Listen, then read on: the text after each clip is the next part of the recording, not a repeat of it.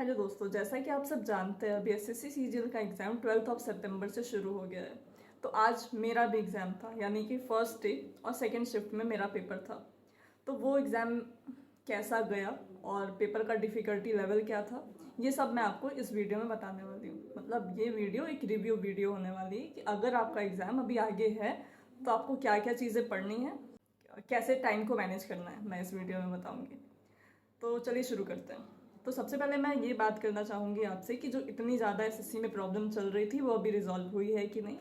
तो हाँ, इम्प्रूवमेंट मुझे देखने को मिला। सिस्टम में अगर प्रॉब्लम आ रही है तो जैसे मान लीजिए आपका सिस्टम चल रहा है और 5 मिनट बाद आप पेपर सॉल्व कर रहे हो और अचानक से सिस्टम बंद हो जाएगा, ठीक है, तो आपको पैनिक नहीं करना है, वो टाइम आपको मिल जाएगा। मतलब आप जब भी आपको नया सिस्टम अलॉट किया जाएगा तो वो चीज़ें रिज्यूम हो जाएंगी वापस से, जितने क्वेश्चन आपने किए हैं या फिर जो टाइम आपका मतलब ओवरऑल वेस्ट नहीं होगा। ठीक है, अब मैं बात कर लेती हूँ पेपर के डिफ़िकल्टी लेवल की।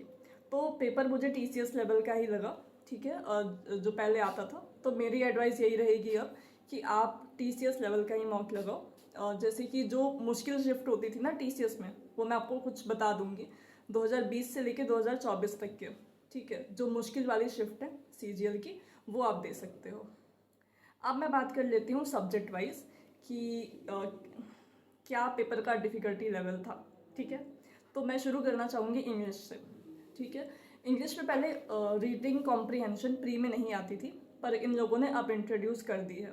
तो अगर आप सबसे पहले इंग्लिश को अटेम्प्ट करते हो तो टाइम मैनेजमेंट देख लेना अपना, ठीक है। थोड़ी सी स्पीड में करने की कोशिश करना। अगर पैसेज लेंदी आता है तो उसे पहले छोड़ देना, सारा पेपर हो जाए फिर आके करना, ठीक है। अपना टाइम वेस्ट मत करना मतलब उस पैसेज पे।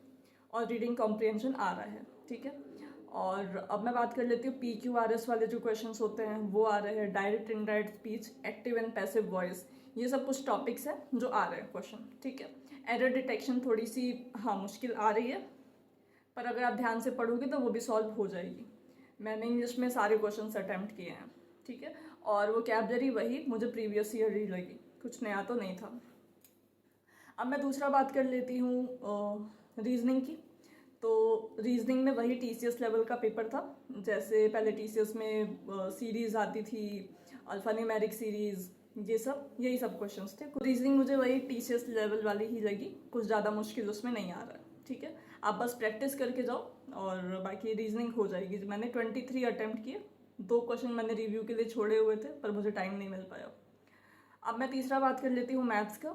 तो मैथ्स का वही टीसीएस वाला लेवल है, ठीक है। एरिथमेटिक पे थोड़ा ज़्यादा ध्यान देना है और एडवांस से भी क्वेश्चंस आ रहे हैं, पर डुएबल है मैथ्स भी, ठीक है। टीसीएस लेवल का ही पेपर है मैथ्स में। जीएस मुझे मुश्किल लगी क्योंकि इनका मुझे समझ ही नहीं आया। मतलब हर एक टॉपिक से क्वेश्चन आए हुए थे, करंट अफेयर थोड़े ज़्यादा पूछे हैं इस बार इन लोगों ने। तो पेपर का लेवल मुझे ओवरऑल ना जीएस थोड़ी सी मुश्किल लगी। तो पूरा अगर मिला के देखा जाए ओवरव्यू पेपर का, तो मॉडरेट कहेंगे इस पेपर को, ठीक है। बस टाइम मैनेजमेंट की प्रॉब्लम है। आप इंग्लिश में ज़्यादा टाइम, सारे बच्चों की यही प्रॉब्लम है, ठीक है, कि वो पैसेज में या फिर इंग्लिश में ज़्यादा टाइम दे दे रहे हैं। तो आप अगर आपका आगे पेपर है तो बस यही है कि टाइम को मैनेज करते हुए चलिए, ठीक है। अगर कोई भी क्वेश्चन लेंदी आपको लग रहा है तो उसे अभी स्किप करिए, ताकि जो ईजी है कम से कम वो आप कर लें, ठीक है। और बाकी all the best for your exams. Thank you.